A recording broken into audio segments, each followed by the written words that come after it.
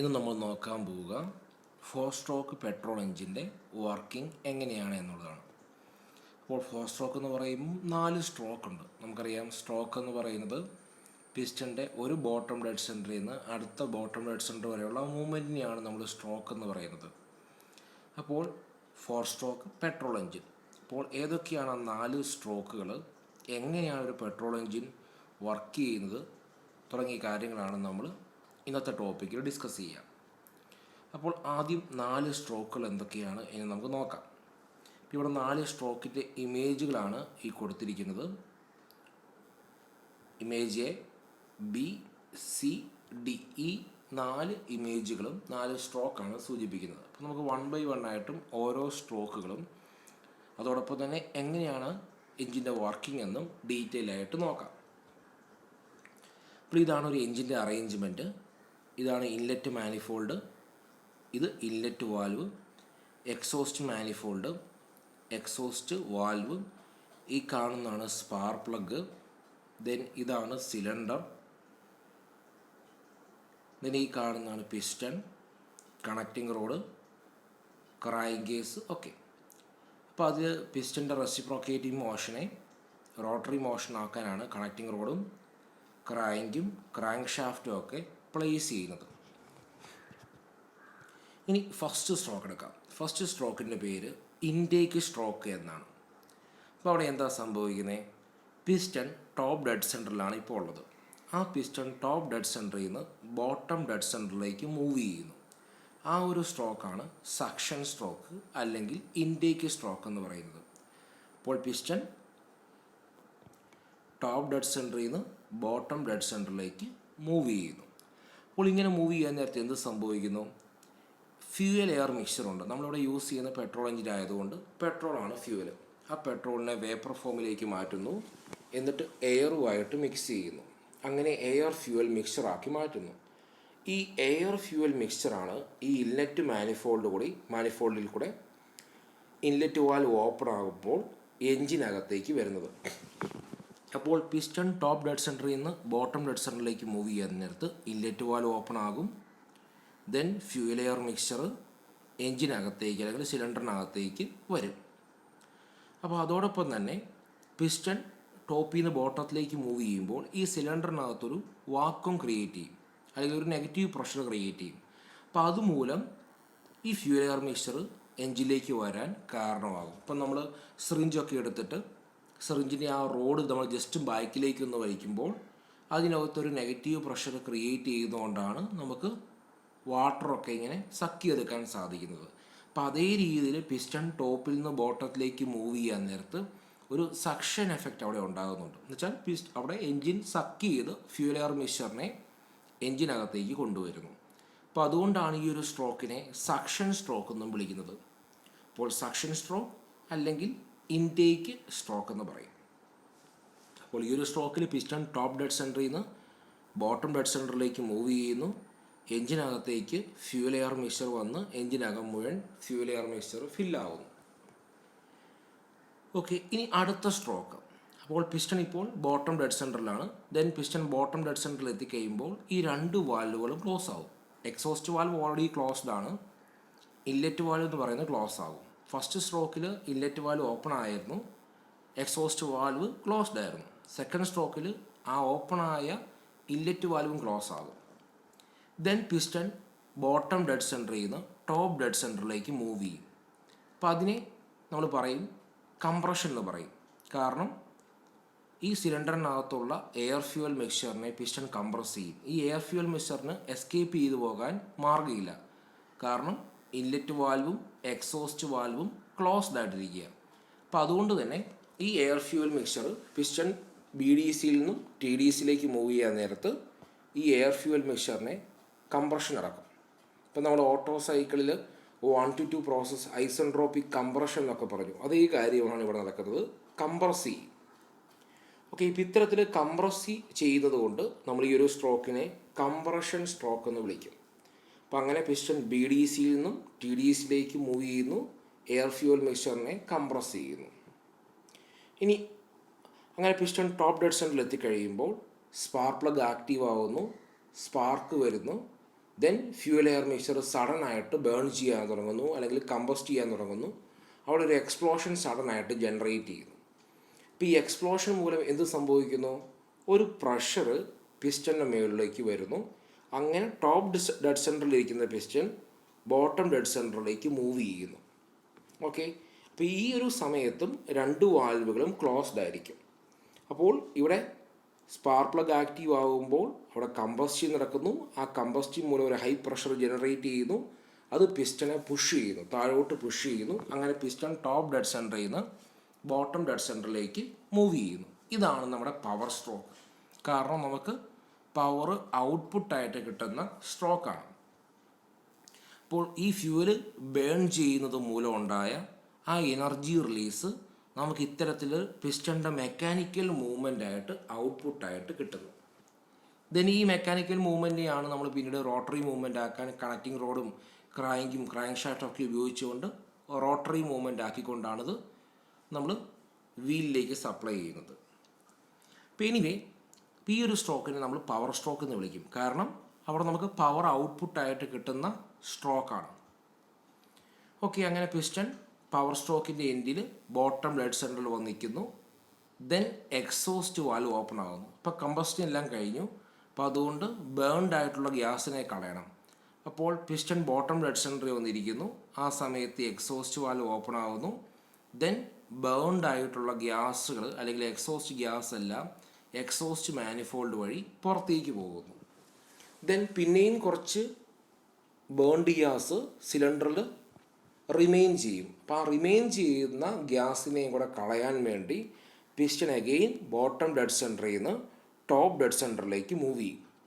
അപ്പോൾ അങ്ങനെ piston bottom dead സെൻറ്ററിൽ നിന്ന് ടോപ്പ് ഡെഡ് സെൻറ്ററിലേക്ക് മൂവ് ചെയ്യുന്ന സമയത്ത് ഇൻലെറ്റ് വാൽവ് ക്ലോസ് ആയിരിക്കും.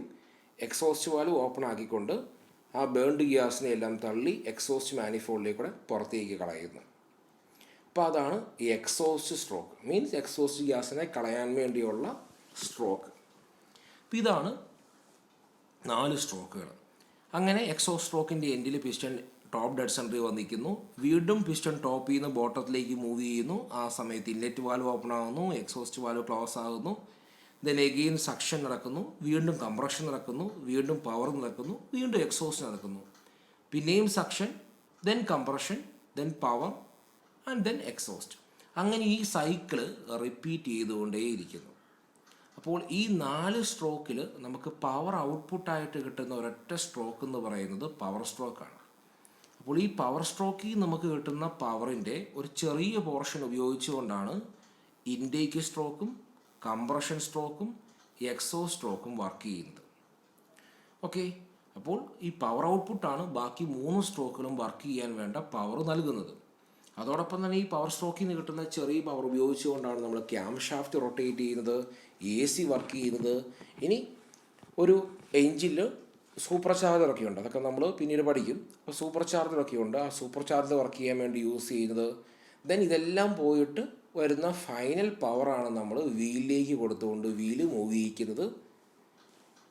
ഓക്കെ, അപ്പോൾ നമുക്ക് ആകെ പവർ ഔട്ട്പുട്ട് ഈ എഞ്ചിനിൽ നിന്ന് കിട്ടുന്ന ഒരൊറ്റ സ്ട്രോക്ക് ഈ പവർ സ്ട്രോക്ക്. അപ്പോൾ ഈ 4 സ്ട്രോക്കിൽ ഒരു സ്ട്രോക്കിൽ നിന്ന് മാത്രമായിരിക്കും നമുക്ക് പവർ ഔട്ട്പുട്ടായിട്ട് കിട്ടുക. അതല്ലെങ്കിൽ നമ്മൾ ക്രാങ്കിൻ്റെ റൊട്ടേഷൻ വെച്ച് പറയും. ക്രാങ്ക് ഒരു 360 ഡിഗ്രി റൊട്ടേറ്റ് ചെയ്യുമ്പോൾ 2 സ്ട്രോക്ക് കഴിയും. വീണ്ടും ഒരു 360 ഡിഗ്രി റൊട്ടേറ്റ് ചെയ്യുമ്പോൾ അടുത്ത 2 സ്ട്രോക്ക് കഴിയും. അതായത് ചുരുക്കി പറഞ്ഞാൽ ഈ 4 സ്ട്രോക്ക് കംപ്ലീറ്റ് ചെയ്യുമ്പോഴാണ് നമ്മൾ പറയുന്നത് ഒരു സൈക്കിൾ കംപ്ലീറ്റ് ആയി എന്നുള്ളത്. അപ്പോൾ അത്തരത്തിൽ ഈ 4 സ്ട്രോക്ക് കംപ്ലീറ്റ് ചെയ്യാൻ ഈ ക്രാങ്ക് 360 + 360 ഡിഗ്രി റൊട്ടേറ്റ് ചെയ്യണം. എന്ന് പറഞ്ഞാൽ ക്രാങ്കിൻ്റെ 2 ഫുൾ റവല്യൂഷനിലാണ് നമുക്ക് ഒരു പവർ കിട്ടുന്നത്. അല്ലെങ്കിൽ ഇങ്ങനെ പറയാം, 4 സ്ട്രോക്കിൽ ഒരു സ്ട്രോക്കിലാണ് നമുക്ക് പവർ ഔട്ട്പുട്ടായിട്ട് കിട്ടുന്നത്. ഓക്കെ, ഇനി 4 സ്ട്രോക്കിൻ്റെ പ്രത്യേകത എന്താണ്? നമ്മളിനി യൂസ് ചെയ്യുന്നതെല്ലാം 4 സ്ട്രോക്കാണ്. 2 സ്ട്രോക്കിൽ നിന്ന് നമ്മൾ 4 സ്ട്രോക്കിലേക്ക് വരാനുള്ള കാരണം 4 സ്ട്രോക്കിന് പൊല്യൂഷൻ കുറവാണ് എന്നുള്ളതാണ് കാരണം. അതിന് കാരണം ഈ എഞ്ചിനകത്ത് റിമെയിൻ ചെയ്യുന്ന ബേൺഡ് ഗ്യാസിനെയും കൂടെ കളയാൻ വേണ്ടി സെപ്പറേറ്റ് ആയിട്ടൊരു സ്ട്രോക്ക്, എക്സോസ്റ്റ് സ്ട്രോക്ക് നമ്മൾ പ്രൊവൈഡ് ചെയ്യുന്നുണ്ട് 4 സ്ട്രോക്കിൽ. അപ്പോൾ അങ്ങനെ ഈ ബേൺഡ് ഗ്യാസ് കളഞ്ഞില്ല എങ്കിൽ എന്ത് സംഭവിക്കും? ഇനി അടുത്ത സൈക്കിളിൽ വരുന്ന ഫ്രഷ് ആയിട്ടുള്ള എയർ ഫ്യൂവൽ മിക്സർ കംപ്ലീറ്റ് ആയിട്ട് ബേൺ ചെയ്യുന്നതിൽ തടസ്സം നിൽക്കും. ഓൾറെഡി ബേൺഡ് ആയിട്ടുള്ള ഗ്യാസ് ആ സിലിണ്ടറിൽ ഉണ്ട് എങ്കിൽ. അപ്പോൾ അത് ഇൻകംപ്ലീറ്റ് കമ്പസ്റ്റിന് കാരണമാകും, അത് പൊല്യൂഷനും കാരണമാകും.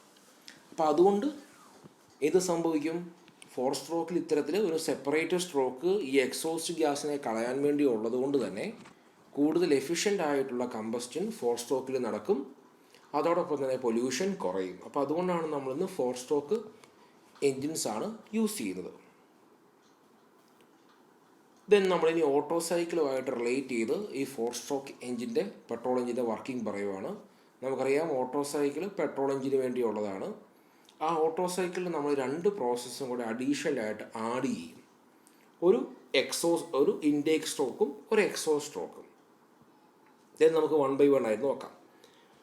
5 to 1 എന്ന് പറയുന്ന പ്രോസസ്സാണ് സക്ഷൻ സ്ട്രോക്ക് അല്ലെങ്കിൽ ഇൻടേക്ക് സ്ട്രോക്ക്. അപ്പോൾ ആ ഇൻടേക്ക് സ്ട്രോക്കിൽ എന്താ സംഭവിക്കുന്നത്? പിസ്റ്റൺ ടോപ്പ് ഡെഡ് സെൻറ്ററിൽ നിന്ന് ബോട്ടം ഡെഡ് സെൻറ്ററിലേക്ക് മൂവ് ചെയ്യുന്നു. ദെൻ ഇൻലെറ്റ് വാൽവ് ഓപ്പൺ ആകുന്നു, ഫ്യൂൽ എയർ മിക്സ്ചർ എഞ്ചിനകത്തേക്ക് വരുന്നു. ദെൻ അതിനുശേഷം 1 to 2 എന്ന് പറയുന്നതാണ് ഐസെൻട്രോപിക് കംപ്രഷൻ. അവിടെ എന്ത് സംഭവിക്കുന്നു? പിസ്റ്റൺ ബോട്ടം ഡെഡ് സെൻറ്ററിൽ നിന്ന് ടോപ്പ് ഡെഡ് സെൻറ്ററിലേക്ക് മൂവ് ചെയ്തുകൊണ്ട് ഈ എയർ ഫ്യൂവൽ മിക്സ്ചറിനെ കംപ്രസ് ചെയ്യുന്നു. അങ്ങനെ പിസ്റ്റൺ ടോപ്പ് ഡെഡ് സെൻറ്ററിൽ വന്നിരിക്കുന്നു. ഇനി ടോപ്പ് ഡെഡ് സെൻറ്ററിൽ പിസ്റ്റൺ വന്നിരിക്കുമ്പോൾ ദെൻ എന്താ സംഭവിക്കുന്നത്? അല്ലെങ്കിൽ കംപ്രഷൻ സ്ട്രോക്കിൻ്റെ എൻഡിൽ എന്താ സംഭവിക്കുന്നത്? സ്പാർക്ക് കൊടുക്കും. സ്പാർക്ക് കൊടുക്കുമ്പോൾ സഡനായിട്ട് ഒരു കമ്പസ്റ്റൻ ഉണ്ടാകുന്നു, അല്ലെങ്കിൽ ഒരു ഡിറ്റനേഷൻ, ഒരു എക്സ്പ്ലോഷൻ ഉണ്ടാകുന്നു.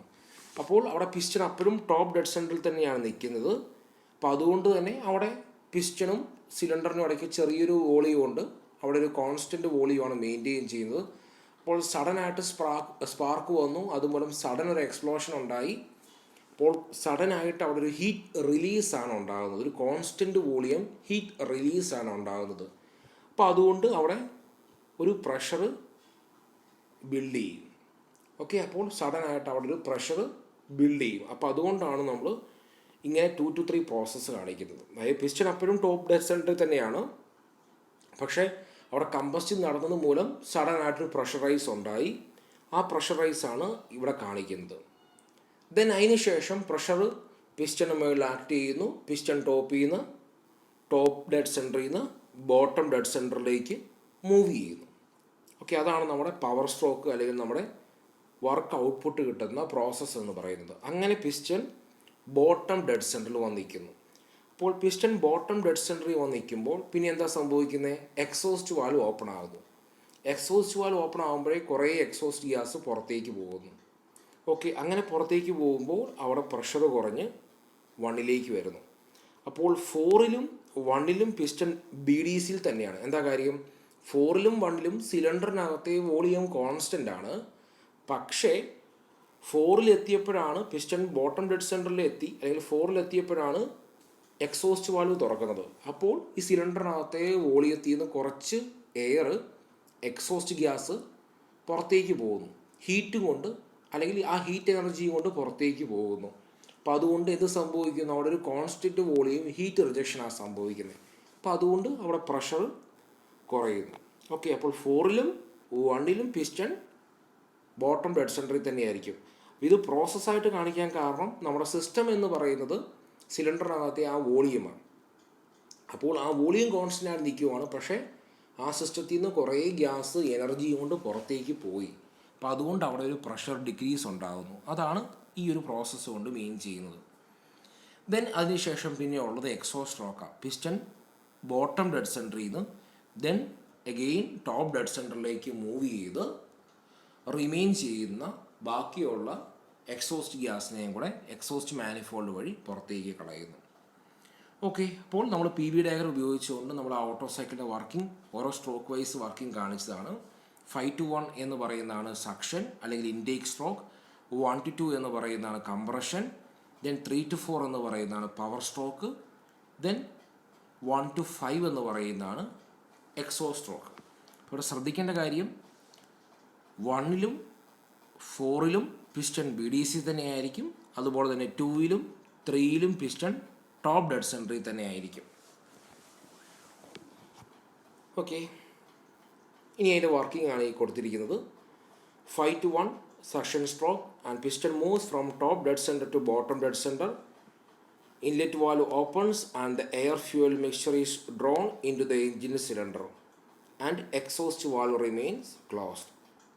Then compression stroke. Piston moves from BDC to TDC and compress the air fuel mixture. Here both valve remains closed. Then 2 to 3 process എന്ന് പറയുന്നതാണ്. സ്പാർക്ക് ഇഗ്നൈറ്റ് ചെയ്തു, ആ സമയത്ത് സഡനായിട്ട് ഒരു എക്സ്പ്ലോഷൻ ഉണ്ടായി, അതുമൂലം പ്രഷർ ബിൽഡ് ചെയ്തു. Just before the end of stroke the spark plug initiates A spark which ignites the mixture and combustion take place at a constant volume. Both valve remains closed. അപ്പോൾ 2 to 3 പ്രോസസ്സിൽ combustion നടക്കുന്നു, അതുമൂലം സഡനായിട്ട് pressure increase ചെയ്യുന്നു. Then 3 to 4 is the power stroke. Piston moves from top dead center to bottom dead center and thus work is done. Both valve remains closed. Then 4 to 1 എന്ന് പറയുന്നതാണ് constant volume heat rejection. At the end of stroke, exhaust valve opens and exhaust gas flows outside through exhaust valve. Then 1 to 5 എന്ന് പറയുന്നതാണ് exhaust stroke. Piston moves from BDC to TDC for the removal of the burned gases. Here inlet valve remains closed and the exhaust valve opens. Then this completes the cycle and the engine is ready to suck the charge again. അപ്പോൾ ഇത്തരത്തിൽ 4 സ്ട്രോക്കും complete ആകുമ്പോൾ ഒരു cycle complete ആയി. Then again വീണ്ടും ഇതേ കാര്യം തന്നെ repeat ചെയ്തുകൊണ്ടേ ഇരിക്കുന്നു. ഇത് വളരെ സ്പീഡിൽ നടക്കുന്നു. അങ്ങനെ ഓരോ സ്ട്രോക്കിലും നമുക്ക് പവർ ഔട്ട്പുട്ട് കിട്ടുന്നു.